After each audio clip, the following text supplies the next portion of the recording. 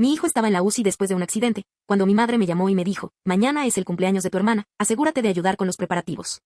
Le dije, no puedo. No es el momento. Ella respondió, si no vienes, te corto. Colgué y borré su número. El día de la fiesta, mi hijo se despertó y dijo, mamá. Me lastimé porque la abuela. Soy Olivia, tengo 27 años y estoy en una cama de la UCI con monitores que monitorean mis órganos debilitados. Mi brote de lupus se volvió mortal de la noche a la mañana. A pesar de la fiebre, escuché la seria advertencia del médico a mis padres. Esta noche podría ser la última. Su respuesta me destrozó el corazón. No podemos perdernos la fiesta de compromiso de Matthew. Me dejaron luchando sola por mi vida. La carta que escribí después lo cambió todo para siempre. Antes de contarles cómo sobreviví esa noche y qué decía mi carta, cuéntenme desde donde me ven en los comentarios y suscríbanse si alguna vez se han sentido invisibles para quienes más deberían quererlos. Al crecer en un suburbio de Boston, disfruté de todas las comodidades materiales que un niño podría desear.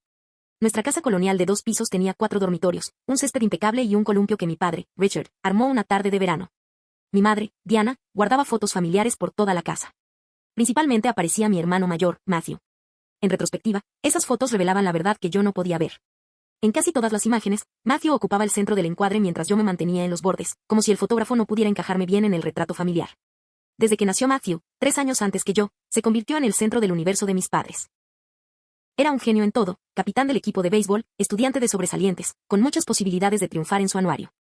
Mis padres asistían a todos los partidos y ceremonias académicas, con el rostro radiante de orgullo mientras los vitoreaban desde las gradas. No tenía celos de Matthew. Simplemente vivía su vida, sobresaliendo de maneras que le salían naturalmente.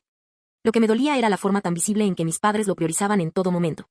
Cuando Matthew ganó su torneo regional de béisbol a los 14 años, mis padres organizaron una fiesta en su patio trasero con globos y comida preparada. Cuando gané el primer lugar en un concurso estatal de arte ese mismo año, mi madre pegó el certificado en el refrigerador con un imán y dijo, ¡qué bien! Cariño, antes de preguntarme si había terminado mi tarea de matemáticas. El patrón continuó durante la preparatoria. Mi graduación coincidió con el torneo de béisbol de Matthew, a 3 estados de distancia. Crucé el escenario para recibir mi diploma, observando al público en busca de rostros que no estaban allí. Mis abuelos asistieron, tomándome fotos y llevándome flores, pero los 2 asientos vacíos que habían reservado permanecieron vacíos. Esa noche, mi teléfono vibró con el mensaje, lo siento, nos lo perdimos. El equipo de Matthew llegó a la final. Estoy muy orgulloso de él. Lo celebraremos cuando regresemos. Cuando recibí una prestigiosa beca de arte para la Escuela de Diseño de Rhode Island, la noticia llegó la misma semana que Matthew fue aceptado en Yale. Mis padres organizaron una cena para Matthew, invitando a familiares y vecinos a brindar por su éxito. Mi beca mereció una breve mención durante el postre, casi como una ocurrencia de último momento. El verano que cumplí 16, habíamos planeado unas vacaciones familiares en la playa, una tradición que teníamos desde pequeña. 2 semanas antes de partir, Matthew recibió una oferta de prácticas de verano en un bufete de abogados. Mis padres cancelaron nuestras vacaciones para poder llevarlo a Connecticut y ayudarlo a encontrar apartamento.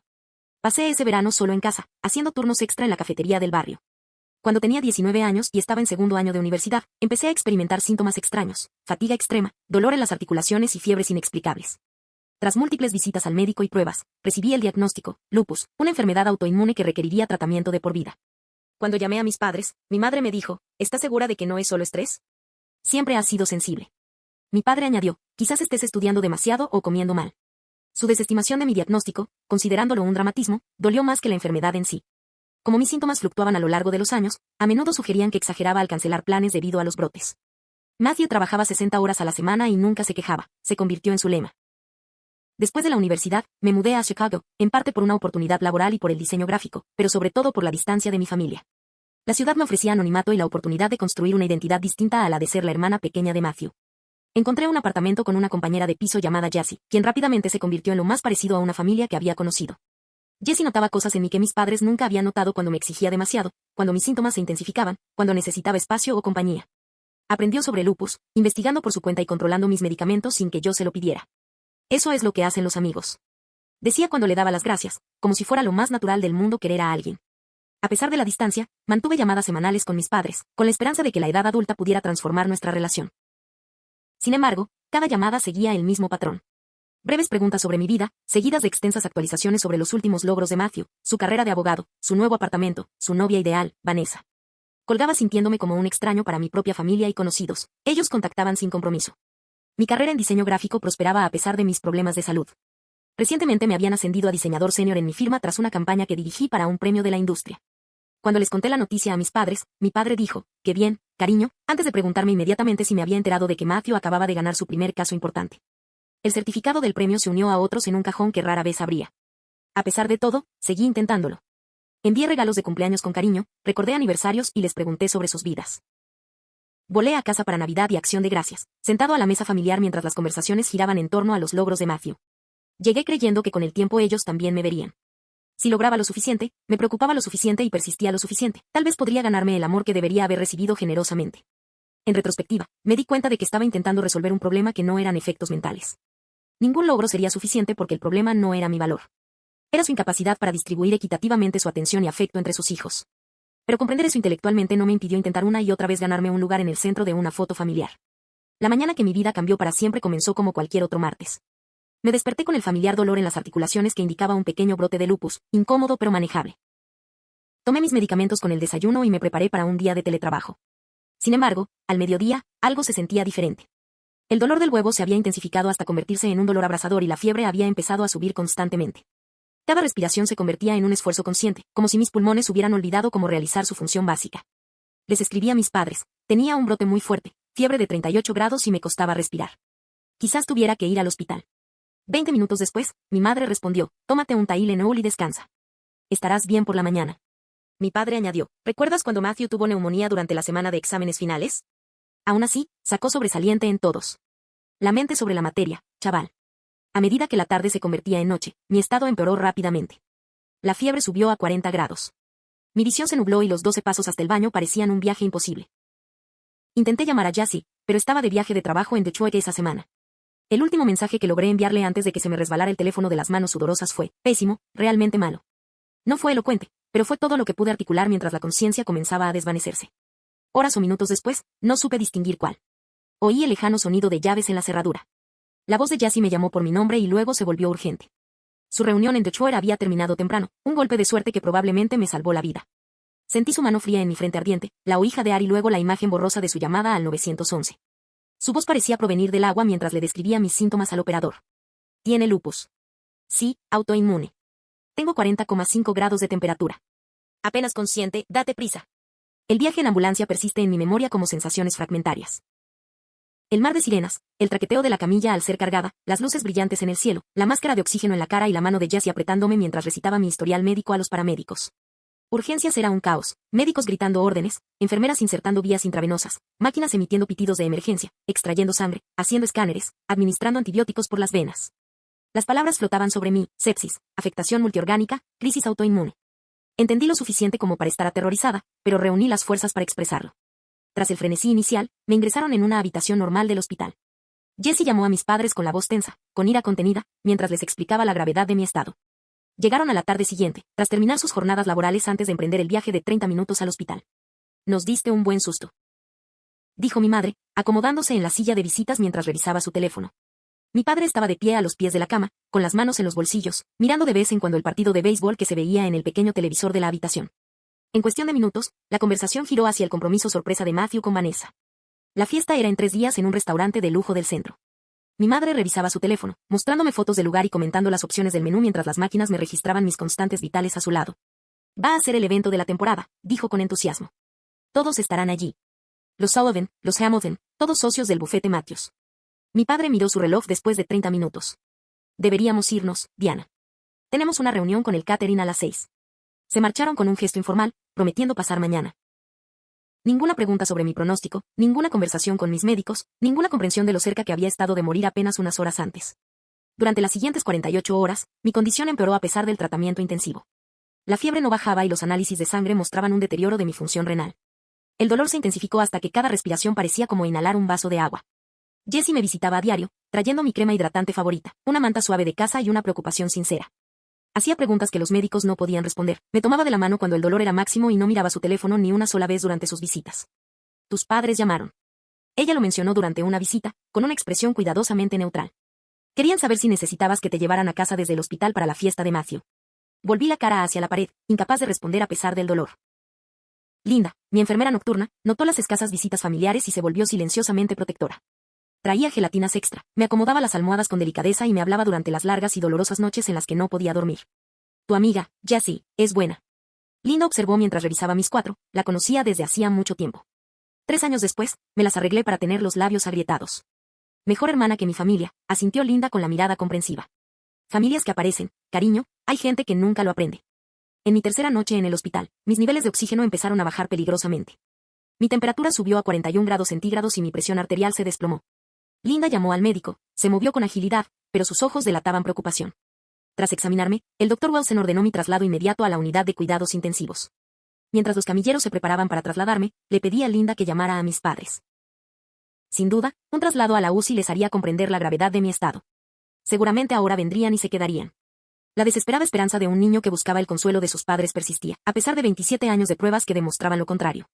Claro que los llamaré, cariño, prometió Linda, apretándome la mano. Intenta descansar ahora.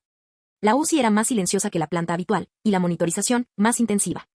Cada habitación era visible desde la estación central de enfermería, y la proporción de personal por paciente garantizaba que nunca estuviera solo mucho tiempo.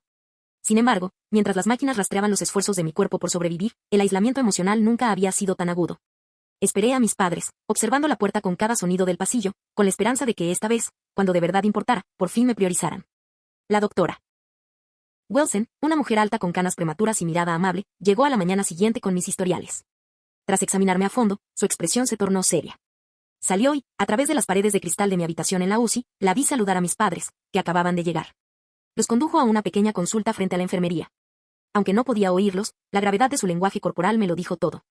La enfermera Linda, al revisarme los signos vitales, notó mi atención fija en la reunión. ¿Quiere que deje la puerta abierta para que pueda oír?, preguntó en voz baja. Asentí, agradecido por su comprensión. La voz del Dr. Wilson se escuchó con claridad a través de la puerta abierta. Señor y señora Wallace, el estado de Olivia se ha deteriorado significativamente durante la noche.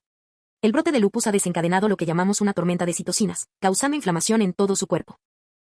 Sus riñones muestran signos de lesión aguda, sus enzimas hepáticas están elevadas y su función respiratoria está comprometida. La voz de mi madre está más aguda de lo normal, pero se recuperará, ¿verdad? Siempre ha sido sensible, pero se recupera. Necesito ser sincero. La doctora Wilson continuó, con un tono mesurado, pero urgente. Estamos haciendo todo lo posible desde el punto de vista médico, pero esta noche es crítica. Su cuerpo está luchando en múltiples frentes. Quizás no sobreviva hasta la mañana. El silencio que siguió pareció interminable. Imaginé las caras de mis padres, intentando procesar las palabras del médico, comprendiendo finalmente la gravedad que habían desestimado durante días. Entonces, el inconfundible sonido de un anillo rompió el silencio. La voz de mi padre: perdón, doctor. Soy Matthew. Debería tomar esto. Me esforcé por escuchar cada palabra como una daga en mi corazón, que ya flaqueaba. Oye, hijo. Sí, estamos en el hospital. No, seguro que seguiremos allí. El restaurante necesita la lista definitiva para el mediodía. Los llamaré enseguida. La voz de mi madre interrumpió después de que mi padre terminara la llamada. Dr. Wilson, entendemos que esto es serio, pero esta noche es la fiesta de compromiso de Matthew. Llevamos meses planeándolo. Estarán todos allí. Quizás podríamos turnarnos, sugirió mi padre. Podría ir al hospital mientras Diana asiste a la primera mitad y luego cambiarme. Richard, eso no funcionará. Mi madre replicó. ¿Qué pensará la gente si no estamos presentes en todo el evento? Matthew también es nuestro hijo, y esta es una celebración única. Señora Wallace, la voz del Dr. Wilson adquirió un tono que no había oído antes. Quizás no me he explicado bien. Su hija está gravemente enferma. Varios órganos y sistemas están fallando. Estamos haciendo todo lo posible, pero existe una posibilidad muy real de que no sobreviva esta noche. Lo entendemos. Respondió mi padre, con el mismo tono que usaba al negociar. Pasaremos por el hospital después de la fiesta. No debería ser muy tarde, quizás sobre las 11, y mantendremos nuestros teléfonos en vibración, añadió mi madre, como si esto representara una concesión importante. No pude ver la cara de la doctora Wilson, pero la larga pausa sugería que le costaba mantener la compostura profesional. Ya veo, dijo finalmente. Anotaré su decisión en el historial de Olivia. La puerta de la consulta se abrió y mis padres aparecieron en el pasillo. La doctora Wilson se alejó rígida, con los hombros tensos. Mis padres se acercaron a mi habitación, con expresiones serenas y una preocupación cautelosa que no se reflejaba en sus ojos. Hola, cariño, dijo mi madre, parándose a los pies de mi cama en lugar de acercarse. El médico dice que lo estás pasando mal, pero que saldrás adelante. Siempre lo haces. Tenemos que salir pronto para terminar los preparativos de la fiesta, añadió mi padre, mirando su reloj. El gran día de Matthew, ¿sabes? La fiesta solo es una vez, continuó mi madre, ajustándose el bolso de diseñador al hombro. Pero estarás bien. Los médicos probablemente solo están siendo cautelosos. Matthew y Vanessa estarían muy decepcionados si no estuviéramos allí todo el tiempo, explicó mi padre, como si no hubiera escuchado toda su conversación. Al fin y al cabo, somos los anfitriones. Mantendremos nuestros teléfonos en vibración, repitió mi madre, ya dirigiéndose a la puerta. Llama si hay algún cambio.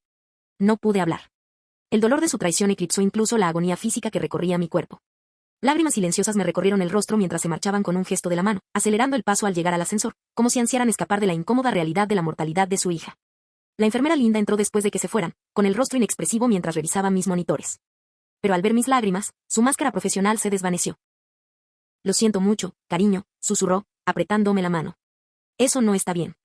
Nada bien. Volteé la cara, incapaz de responder entre los sollozos que me sacudían los pulmones inflamados.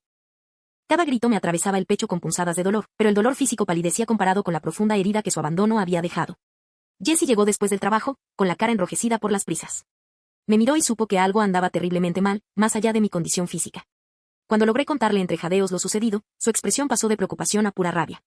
Ellos hicieron lo que exigía, elevando la voz hasta que Linda la silenció suavemente, recordándole los protocolos de la UCI. ¿Prefieren una fiesta a estar contigo esta noche? Después de lo que les dijo el médico, asentí semanalmente.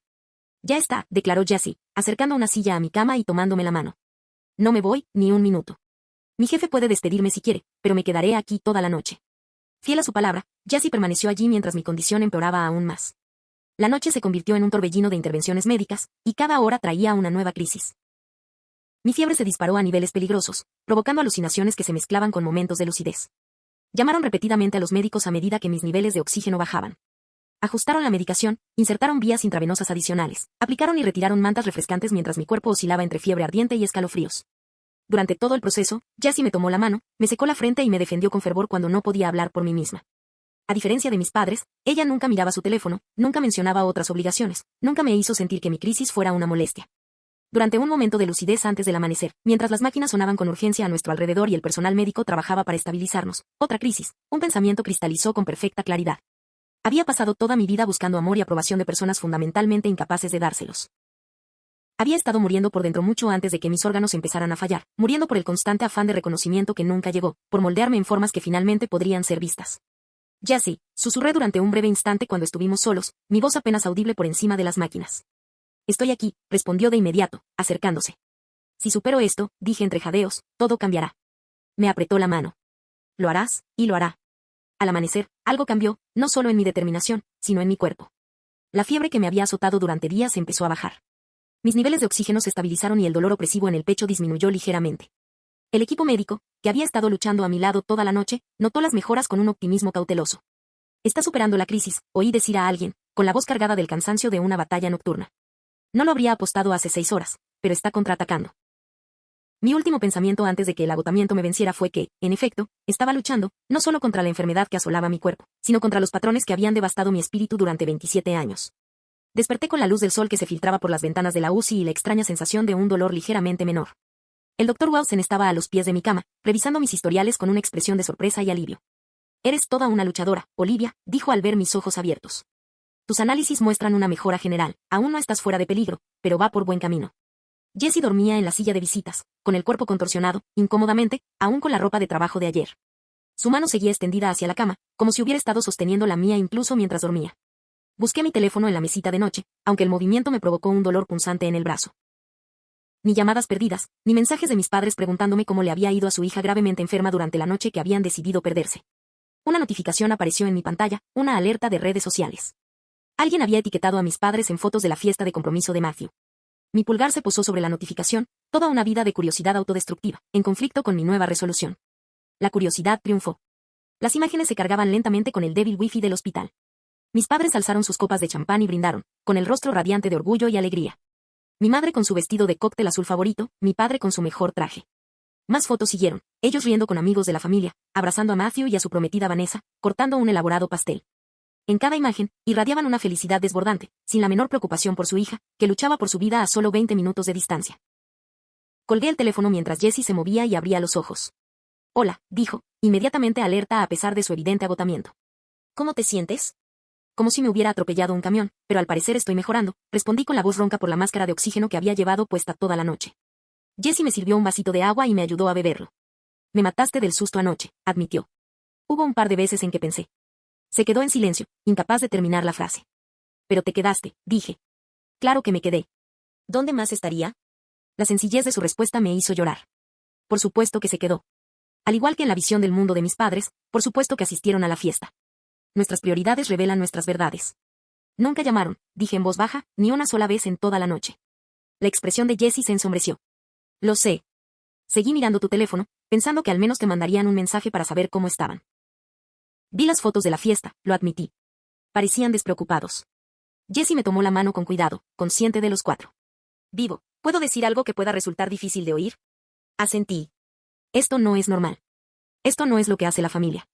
O sea, incluso si hubieran ido a la fiesta una hora para presentarse y luego hubieran regresado, habría sido bastante horrible, dado lo que les dijo el médico. Pero ni siquiera llamar. Pasar toda la noche celebrando mientras luchabas por tu vida. Ella negó con la cabeza. Eso no es amor. Eso ni siquiera es decencia humana básica. Sus palabras duelen, pero como el dolor de colocar un hueso roto, necesario para una correcta curación. La enfermera Linda entró a revisarme las constantes vitales, y su expresión se suavizó al ver que estaba despierto. Ahí está nuestra luchadora, dijo con cariño. Nos diste una buena batalla anoche, pero te ves mejor esta mañana. Mientras revisaba mis vías intravenosas y tomaba medidas, me preguntó con indiferencia, ¿sabes algo de tus padres esta mañana? No, respondí. Probablemente se hayan quedado dormidos después de la fiesta. Los labios de Linda se apretaron en una fina línea mientras me ajustaba el goteo de la medicación. Tras asegurarse de que estuviéramos solos, se sentó en el borde de mi cama. Olivia, no suelo hablar de esto personalmente con paciencia, pero quiero decirte algo. Hace 20 años, me diagnosticaron cáncer de mama a los 32. Mi marido en ese momento decidió que un torneo de golf era más importante que mi primera sesión de quimioterapia. Me alisó la manta con manos expertas. Ahora es mi exmarido, y fue la mejor decisión que tomé. A veces hace falta una crisis de salud para saber quién merece de verdad un lugar en nuestras vidas. Me dio una palmadita en la mano y se levantó. Solo algo en que pensar. Ahora, ¿puedo darte algo para el dolor? Después de que Linda se fue, Jessie y yo hablamos durante horas. Una conversación real y honesta sobre el patrón de negligencia emocional que había definido mi relación con mis padres. Cada recuerdo que compartía parecía fortalecer mi determinación. La graduación perdida, las vacaciones canceladas, las constantes comparaciones con Matthew, la desestimación de mi enfermedad como dramatismo. He intentado ganarme su amor toda mi vida. Lo reconocí en voz alta. Cada logro, era solo un intento más por ser visto. Ser valorado como ellos valoran a Matthew. No deberías tener que ganarte el amor de tus padres. Vive, dijo Jessie en voz baja. Debería darse libremente. A medida que la medicación me despejaba la mente y la fiebre bajaba, me encontré pensando con una claridad inesperada. La experiencia cercana a la muerte había disipado la niebla de negación en la que había vivido durante años. Ahora veía que nada cambiaría a menos que yo lo cambiara. Mis padres seguirían con su patrón de negligencia emocional mientras yo siguiera aceptándolo. No puedo más, dije finalmente. No puedo seguir esperando que de repente se conviertan en personas diferentes. No puedo seguir permitiendo que me rompan el corazón. Jessie asintió. ¿Qué quieres hacer? Necesito espacio para sanar, física y emocionalmente. No puedo volver sola a mi apartamento en estas condiciones, pero tampoco soporto la idea de que de repente se hagan los padres preocupados ahora que la fiesta terminó. Quédate conmigo, ofreció Jessie inmediatamente. La habitación de invitados es pequeña, pero es tuya mientras la necesites. Al y yo podemos turnarnos para ayudarte hasta que te recuperes. Al fue novio de Jessie durante 2 años, un diseñador gráfico amable y tranquilo que siempre me había tratado con la naturalidad de un familiar. ¿Seguro? Sería muy difícil ahora mismo. Claro, dijo Jessie con firmeza. Al ya se había ofrecido cuando lo llamé anoche. La decisión se cristalizó. Me recuperaría en otro lugar sin que el rendimiento de mis padres fuera una preocupación cuando les conviniera. Pero primero, necesitaba dejar clara mi postura. ¿Puedes traerme mi portátil? Necesito contactar al trabajo para pedir una baja médica. Jessie sacó mi portátil de mi bolso. Mientras ella salía a buscar café, abrí un documento en blanco y empecé a escribir, no en mi trabajo, sino para mi familia. Las palabras fluían con sorprendente facilidad, como si hubieran esperado años para ser escritas. La carta no estaba llena de ira. La ira requería una energía que yo no tenía. En cambio, era clara y contundente, reconociendo el patrón de toda la vida que había culminado en la traición definitiva de la noche anterior. Le expliqué mi decisión de recuperarme en otro lugar y establecí las condiciones para cualquier contacto futuro. No fue un portazo para siempre, sino un límite firmemente establecido. Ya no aceptaría ni rastro de atención cuando les conviniera. Ya no me haría pequeño para encajar en su narrativa. Por la tarde, mi mejoría médica era tan significativa que el Dr. Wilson planteó la posibilidad de darme de alta con cuidados intensivos en casa en unos días. Normalmente, querríamos que la familia estuviera presente para la planificación del alta. Empezó con vacilación. Mi compañera de piso, Jessie, me cuidará, la interrumpí. Ya ha quedado en teletrabajar las próximas 2 semanas. La expresión de la doctora Wilson reveló que comprendía. Ya veo. Bueno, tendremos que revisar los horarios de medicación, las señales de alerta a las que prestar atención y las citas de seguimiento. Parece muy capaz. Lo es, confirmé. Más que capaz. Linda regresó a su turno esa noche y me ayudó a organizar mi alta, contrariamente a las recomendaciones habituales del hospital. Su discreto apoyo y su sutil manipulación del sistema en mi nombre fueron otro acto de genuino cariño que puso de relieve la ausencia del mismo en mi propia familia. Tus padres llamaron a recepción. Me lo mencionó mientras me ayudaba a incorporarme para cenar. Dijeron que vendrían esta noche después de recuperarse de las festividades de anoche. La crueldad despreocupada de sus palabras, recuperada de las festividades mientras yo me recuperaba de una muerte inminente, consolidó mi decisión. Linda, ¿puedes ayudarme a salir de aquí antes de que lleguen? Observó mi rostro y asintió lentamente. A ver qué puedo hacer. El hijo ya se había puesto cuando mis padres finalmente llegaron al hospital, casi 24 horas después de dejarme en lo que podría haber sido mi lecho de muerte. Mi madre trajo una pequeña maceta de la tienda de regalos del hospital. La etiqueta del precio aún estaba pegada a su envoltorio azul de aluminio. Mi padre revisaba sus correos electrónicos en el móvil mientras caminaban. Para mi sorpresa, Matthew los acompañaba, con su expresión facial y algo molesto, todavía con la camisa y los pantalones de la celebración de la noche anterior. A través de las cámaras de seguridad de la UCI que Linda había mostrado en el monitor de la enfermería, los vi acercarse desde la silla de ruedas en la que ahora estaba sentado, con los papeles de alta firmados, las pertenencias empacadas y Jassy esperando con su coche en la entrada de servicio. Acababan de salir del ascensor. Linda me informó con una voz cuidadosamente profesional, pero sus ojos transmitían comprensión. ¿Listo? Asentí, repentinamente agradecido por la bata y el camisón de hospital que cubrían el temblor en mis extremidades, no por miedo, sino por la enormidad del paso que estaba dando. En el monitor, vi a mi familia acercarse a mi habitación. Mi madre entró primero, con su sonrisa de práctica vacilando al ver la cama vacía, pulcramente tendida, sin ningún objeto personal. Mi padre la siguió con el ceño fruncido y confundido. Matthew se quedó en la puerta, revisando su teléfono. Debe haber un error. Oí a mi madre decir sin dirigirse a nadie en particular. Esta era la habitación de Olivia. Mi padre salió al pasillo buscando a una enfermera. Disculpe, ¿han trasladado a mi hija a otra habitación? Olivia Wallace. Linda me apretó suavemente el hombro antes de salir de detrás de la enfermería para interceptarlas. Pude ver su transformación, de la mujer cálida y compasiva que me había ayudado toda la noche a un modelo de profesionalismo clínico. ¿Señor y señora Wallace? Confirmó, su voz llegando al micrófono del monitor de seguridad. Sí, buscamos a nuestra hija Olivia. Estuvo en esta habitación ayer. La señora Wallace solicitó el alta contra la recomendación médica. Linda declaró, con tono neutral, pero postura rígida. El papeleo se completó hace aproximadamente 40 minutos. Date de alta, repitió mi madre con incredulidad. Pero estaba en la UCI. Ella era crítica. Eso es completamente irresponsable, añadió mi padre, alzando la voz. ¿Dónde está?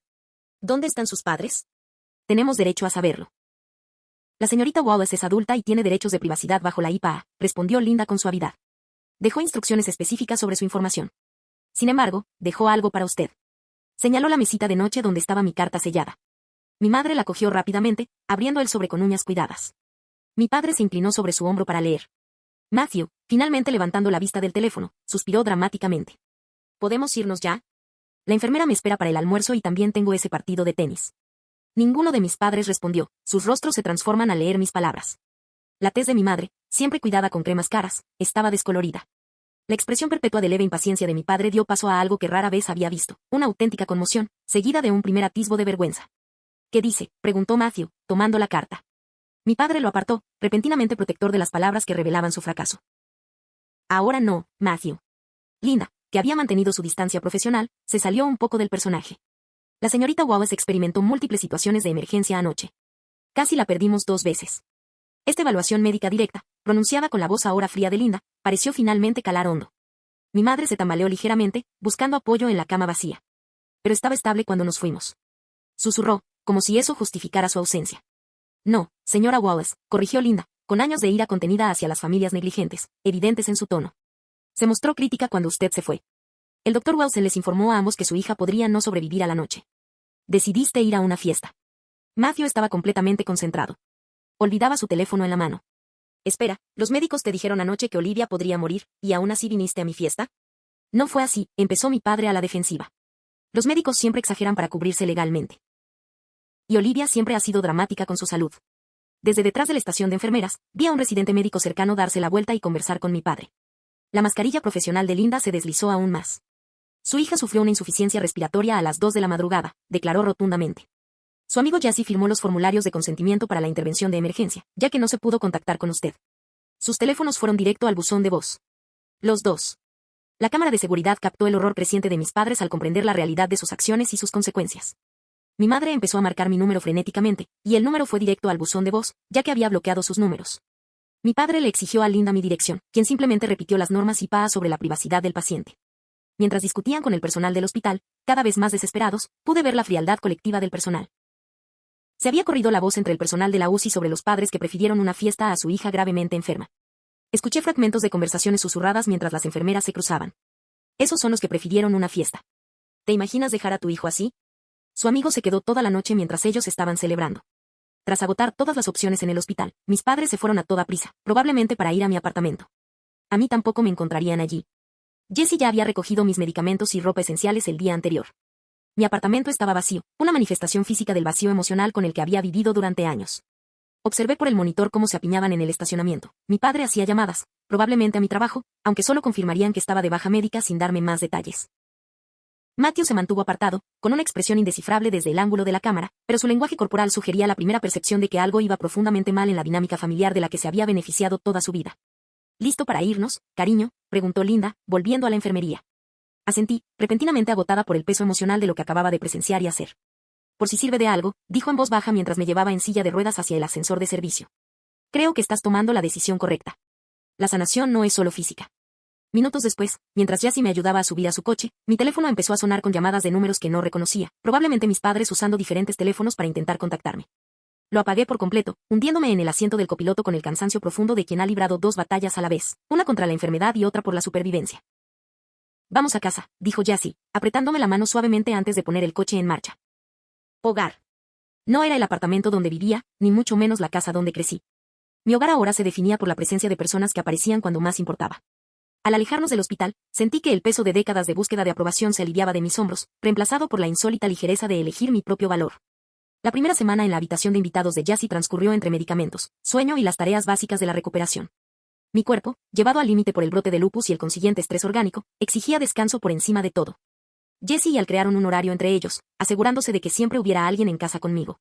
Me administraban los medicamentos a tiempo, me ayudaban a ir al baño cuando caminar me costaba demasiado y llevaban un registro detallado de mis síntomas y mejoras, según las instrucciones del hospital. Su atención práctica contrastaba marcadamente con la indiferencia que mis padres, durante toda su vida, le habían dado a mi enfermedad. Cuando el dolor me despertaba por la noche, Jessie aparecía con medicamentos y agua sin quejarse.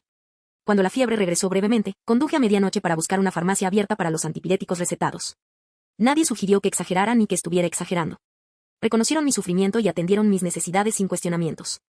Cuando por fin lo encendí, mi teléfono contenía 67 llamadas perdidas y 39 mensajes de texto de mis padres.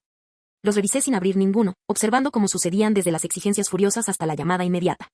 Este comportamiento es inaceptable.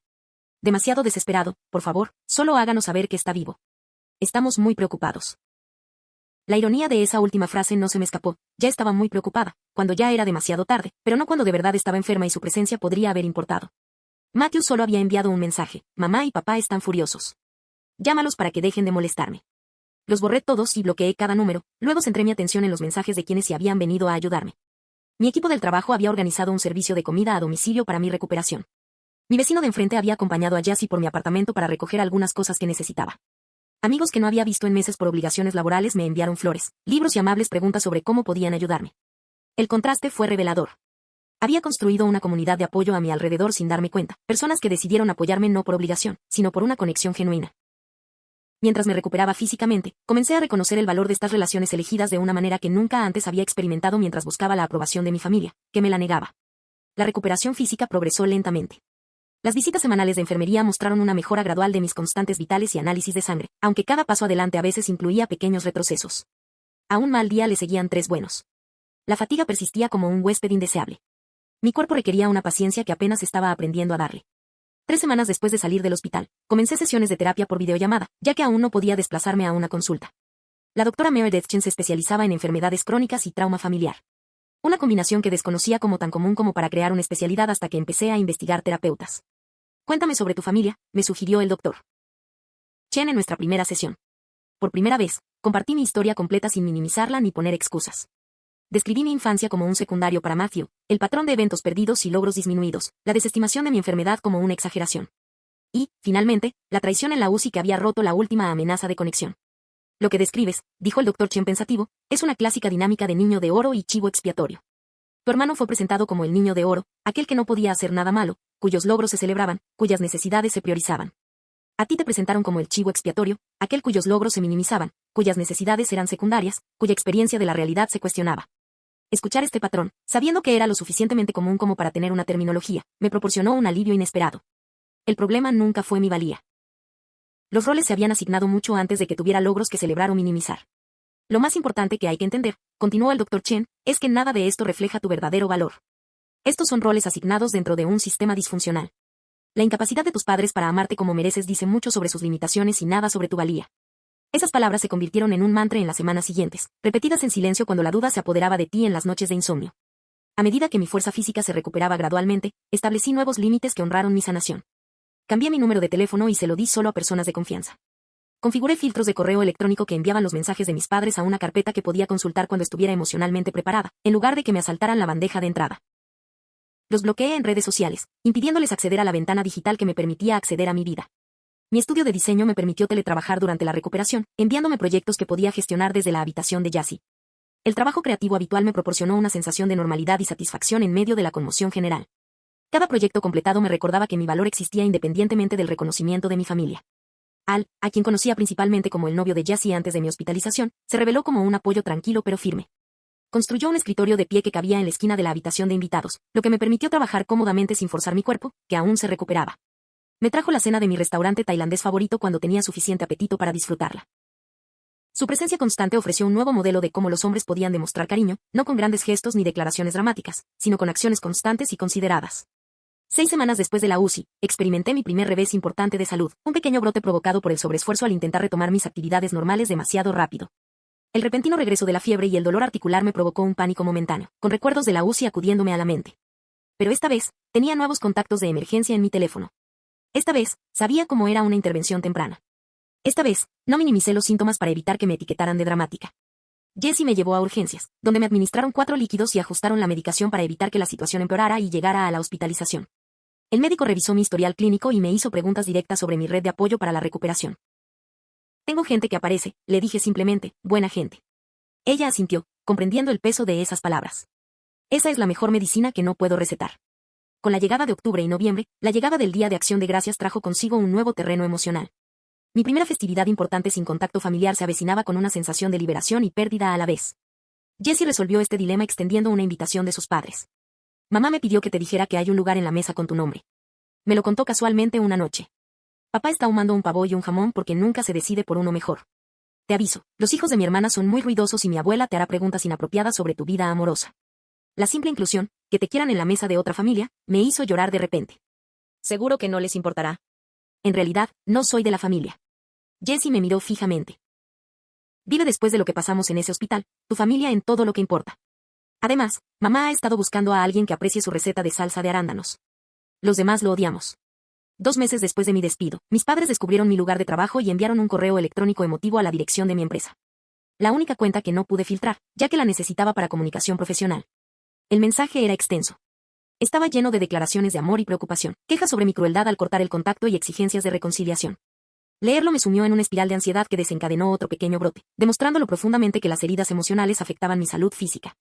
El Dr. Chin me ayudó a elaborar una respuesta limitada con límites firmes. Estoy a salvo y recuperándome. No estoy listo para contactarme más allá de este mensaje. Me pondré en contacto contigo cuando pueda restablecer la comunicación. Por favor, respeta este límite como parte necesaria de mi sanación. La respuesta llegó en cuestión de minutos, páginas de justificaciones, explicaciones de por qué habían tomado las decisiones que tomaron e insistencia en que estaba exagerando. El Dr. Chin me ayudó a ver esto no como argumentos razonables, sino como intentos de restablecer la antigua dinámica donde mi realidad podía ser ignorada y su narrativa podía prevalecer. No volví a responder, y opté por concentrarme en reconstruir mi vida sin la constante búsqueda de aprobación que tuvo que encontrarla durante tanto tiempo. Diciembre trajo consigo otro paso importante, mudarme a mi propio apartamento en el mismo edificio que Jessie y Al.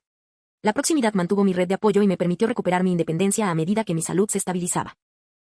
Mi nuevo espacio se convirtió en una manifestación física de mi transformación emocional, lleno de arte que amaba en lugar de lo que podría impresionar a otros, organizado para mi comodidad en lugar de las apariencias, un santuario en lugar de un escaparate. Pinté una pared de un turquesa brillante que mi madre siempre había considerado estridente y colgué una galería de mis propias fotografías, que antes había guardado en portafolios. Con la llegada del invierno a Chicago, comencé a escribir sobre mis experiencias, primero en diarios privados y luego en un blog sobre enfermedades crónicas y dinámicas familiares. La primera publicación se titulaba Cuando quienes deberían preocuparse no lo hacen, cómo afrontar la salud con experiencias similares. Sus respuestas revelaron una comunidad que desconocía, personas que lidian con enfermedades crónicas y el complejo duelo de familiares que no pudieron o no quisieron brindarles el apoyo adecuado. Un comentarista escribió: leer esto fue como encontrar palabras para una experiencia que nunca he podido explicar a los demás. Gracias por hacerme sentir menos sola en esto. Ese comentario me llevó a otra publicación, y luego a otra. El blog se convirtió en una vía de escape terapéutica y una conexión inesperada con otras personas que recorren caminos similares. Con cada historia que compartía, la vergüenza que cargaba, la creencia de que debía ser fundamentalmente indigno de amor si mis padres no me priorizaban, disminuía aún más. 3 meses después de la UCI, recibí un correo electrónico inesperado de Matthew. A diferencia de los mensajes de nuestros padres, el suyo fue breve y, de forma inusualmente reflexiva.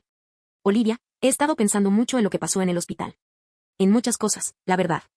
Estoy empezando a ver patrones que no había notado antes. Vanessa me comentó algunas cosas que me incomodaron, pero probablemente tenga razón. No sé si quieres saber nada de mí, pero si es así, quizás podríamos hablar algún día. Sin presiones. Matt. El uso de Mar en lugar de Matthew me pareció significativo. Nuestros padres siempre habían insistido en usar su nombre completo, pues consideraban que el apodo era demasiado común para su hijo predilecto. Esta pequeña rebelión me sugirió cambios que aún no podía evaluar del todo. Guardé el correo para considerarlo cuando me sintiera más fuerte. El puente con mi hermano, a diferencia del que tenía con mis padres, no estaba necesariamente destruido sin remedio. Pero cualquier reconstrucción se llevaría a cabo en nuevos términos, con un claro reconocimiento de las dinámicas que nos habían moldeado a ambos.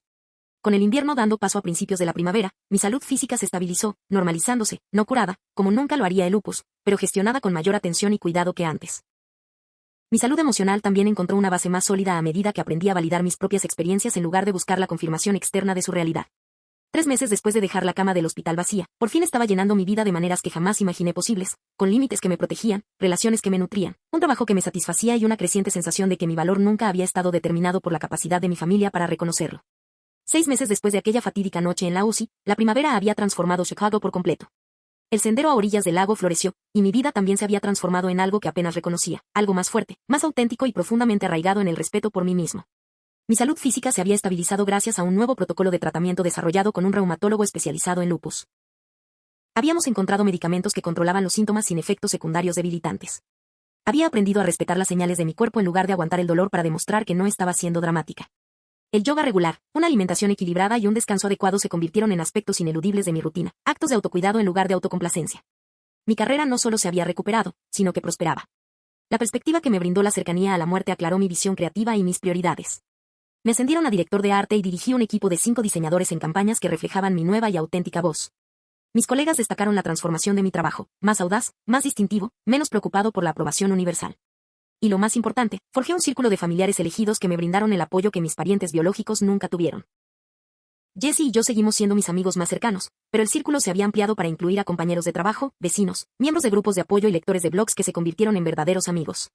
Las cenas semanales en mi apartamento incluían sillas desiguales traídas de varias casas, contribuciones eclécticas para compartir y conversaciones que fluían hasta la medianoche. Nunca me había reído con tanta libertad ni me había sentido tan realmente identificado. A lo largo de estos meses de transformación, mis padres habían continuado sus intentos de contactarme, me entregaban flores en el trabajo, enviaban cartas a mi antigua dirección y las reenviaban, incluso apareciendo sin avisar en mi apartamento, a pesar de que el personal de seguridad los había informado. Informados de la situación, no los habían dejado subir. Cada intento conllevaba la expectativa implícita de que eventualmente regresaría al redil, de que mi rebelión llegaría a su fin. Tras pensarlo mucho y muchas sesiones de terapia, finalmente acepté reunirme con ellos en un lugar neutral, una cafetería a 3 manzanas de mi apartamento, con Jassy sentado cerca como testigo y apoyo. La reunión había requerido una preparación minuciosa, incluyendo términos específicos que les había enviado por correo electrónico con antelación. La conversación duraría exactamente 1 hora. Cualquier intento de minimizar mi experiencia supondría el fin inmediato de la reunión. No se permitiría hablar de volver a la normalidad, ya que esta había sido profundamente disfuncional. Llegaron justo a tiempo, ambos parecían mayores de lo que recordaba. Mi madre había adelgazado. La ropa de diseñador le quedaba un poco suelta. El cabello de mi padre se veía más gris en las sienes. Se acercaron a mi mesa con vacilación, como si no estuvieran seguros del protocolo para saludar a una hija que se había alejado de sus vidas. Olivia, mi madre, dijo con la voz ligeramente entrecortada. Se ve bien. Gracias, respondí, señalando las sillas frente a mí. Siéntese, por favor. La conversación que siguió reveló la capacidad mixta de crecimiento que caracterizaba la mayoría de las relaciones humanas. Hubo momentos de lo que parecía un remordimiento genuino. Mi padre reconoció que el incidente en la UCI representó un terrible error de juicio, y mi madre admitió entre lágrimas que había estado rememorando esa noche durante meses, deseando haber tomado una decisión diferente. Sin embargo, estos destellos de comprensión con frecuencia dieron paso a viejos patrones, intentos de minimizarlo. Acudimos al hospital ese mismo día para desviar la culpa. Los médicos no aclararon la gravedad del problema ni sugirieron una responsabilidad compartida. Si nos hubieras dicho directamente lo mal que te sentías en lugar de que Jassy llamara. Cada vez, yo, con calma, replanteaba mi límite hasta que me redirigían. No estoy aquí para debatir lo que pasó, expliqué. Estoy aquí para ver si podemos construir una nueva relación con expectativas y límites diferentes. La antigua relación casi me mata, no solo físicamente, sino emocionalmente durante muchos años. Siempre te hemos querido, insistió mi madre, extendiendo mi mano por encima de la mesa. Mantuve mis manos en mi regazo. Me amaste como eras capaz. Pero ese amor vino con condiciones que me perjudicaron. Necesitaba ser visto, valorado y priorizado al igual que Matthew. Eso nunca sucedió. Mi padre se removió incómodo. Nunca quisimos hacerte sentir menos importante. El impacto importa más que la intención, respondí, haciendo eco de las palabras del Dr. Chen. Y el impacto de tus decisiones fue que pasé mi vida sintiéndome invisible e indigna. La hora pasó rápido, estableciendo parámetros tentativos para lo que vendría después. Llamadas mensuales con horarios claros, sin visitas sin previo aviso, respeto por mis necesidades de salud sin cuestionarlas, y sin presión para asistir a eventos familiares que me hicieran sentir inseguro emocionalmente. Mientras nos preparábamos para separarnos, mi madre preguntó entre lágrimas, ¿nos perdonarás algún día? La pregunta no me sorprendió, pero mi respuesta me sorprendió incluso a mí. Ya te perdoné, en el sentido de que ya no guardo rencor. Era demasiado fuerte. Pero perdonar no significa volver a una situación que te causó daño. Significa que he dejado atrás la expectativa de que podrías haber sido diferente. Ahora, estoy creando una vida que honra lo que necesito, independientemente de si puedes proporcionármelo o no. Se fueron conmocionados, pero pensativos.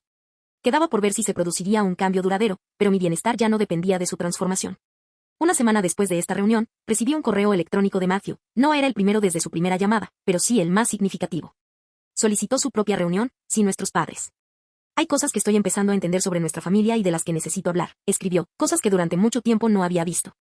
Nuestro encuentro en un parque junto al lago reveló a un hermano que apenas reconocía, humilde, reflexivo y cada vez más consciente de cómo la dinámica familiar nos había moldeado a ambos. Vanessa ha estado señalando cosas desde que nos casamos. Explicó, mientras observaba los veleros navegar por el puerto. Cuando le conté lo que pasó en el hospital, se horrorizó.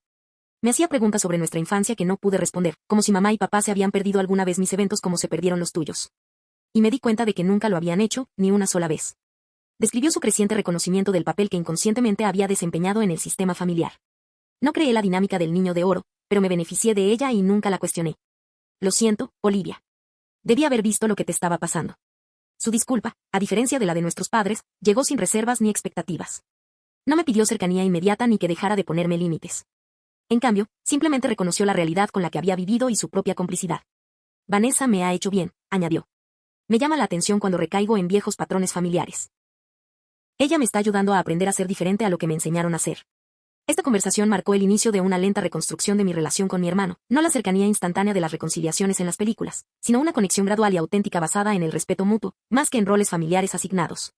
3 semanas después, acepté cenar en casa de mis padres, la primera vez que entraba en ese espacio desde mi hospitalización. Llevé a Jessie para que me apoyara y fijé una hora de salida clara con antelación. La velada transcurrió razonablemente bien hasta el postre, cuando mi madre empezó a preguntarse si seguía afirmando que el estrés laboral afecta a los síntomas de lupus. Sin dramatismo ni largas explicaciones, me puse de pie, les di las gracias por la cena y me marché, simplemente confirmando el límite que había establecido. Mi teléfono sonó repetidamente durante el viaje a casa, pero no contesté. Al día siguiente, envié un breve correo electrónico. Anoche fue un ejemplo de cómo desestimé mis experiencias de salud, algo que ya no puedo aceptar. Podemos intentarlo de nuevo en 2 semanas si estás dispuesta a respetar ese límite. La respuesta de mi madre llegó horas después, el primer reconocimiento de una falta sin reservas. Tienes razón. Volví a caer en viejos hábitos.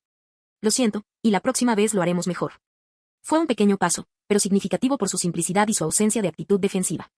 Al acercarse el primer aniversario de mi estancia en la UCI, reflexioné sobre cómo, paradójicamente, la cercanía a la muerte me había devuelto a la vida con más plenitud. El camino no había sido lineal. Algunos días aún me traían dolor por las relaciones familiares que había deseado, rabia por las décadas que pasé buscando la aprobación que nunca llegó o agotamiento por mantener límites innecesarios. La doctora Chin me ayudó a reconocer que la sanación no es un destino, sino un proceso continuo. Algunos días serán más difíciles que otros. Me recordó que el objetivo no es nunca sentir dolor por la historia familiar, sino construir una vida lo suficientemente plena como para que el dolor no te defina. Justo en el aniversario de esa noche, mis padres eligieron la fiesta de Matthew en lugar de mi cama de hospital. Reuní a mi familia elegida en mi apartamento, no para conmemorar la enfermedad, sino para celebrar el renacimiento. Jessie lo había llamado mi día del Fénix, marcando el momento en que resurgió de las cenizas de la crisis física y la destrucción emocional. Durante la celebración, me disculpé brevemente y fui a mi habitación, donde saqué la carta que le había escrito a mi familia desde la cama del hospital un año antes. Sus palabras capturaban el dolor y la determinación de aquel momento, pero pertenecían a una versión pasada de mí misma.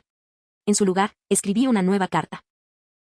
Para mí, prometiéndome respeto por mí misma, límites que protegieran sin aislarme, y la valentía de seguir construyendo una vida alineada con mis necesidades y valores auténticos. Las lecciones del último año me habían transformado de maneras visibles e invisibles. Aprendí que las crisis revelan las verdaderas prioridades de las personas. Cuando alguien te muestra tu posición en la vida con sus acciones, créele desde el principio. Descubrí que los límites no son un castigo, sino una protección, creando espacio para relaciones sanas y limitando las que causan daño. Descubrí que la familia elegida puede ser más fuerte que los lazos biológicos, basados en el cuidado mutuo en lugar de la obligación.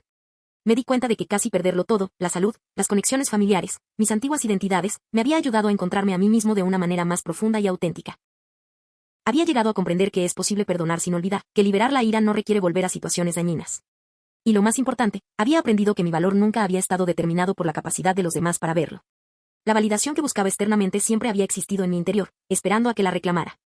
Al reunirme con mis amigos en la sala, con sus risas y conversaciones envolviéndome como una manta, sentí una paz que me había eludido durante 28 años. El camino a seguir no estaba del todo claro, ni siempre sería fácil. Pero quizás por primera vez, lo viví plenamente, vista, valorada y profundamente conectada con quienes estuvieron presentes cuando más lo necesitaba. ¿Y tú? ¿Alguna vez has tenido que poner límites a tu familia para proteger tu bienestar? ¿O te has encontrado construyendo una familia elegida que te proporcionó lo que tu familia biológica no pudo? Comparte tu experiencia en los comentarios. Y si esta historia te conmovió, dale a me gusta, suscríbete y compártela con alguien que necesite saber que su valor no se define por la capacidad de otros para reconocerlo. Gracias por presenciar mi viaje, y recuerda, a veces la cama de hospital vacía no es el final, sino la primera página de una mejor historia.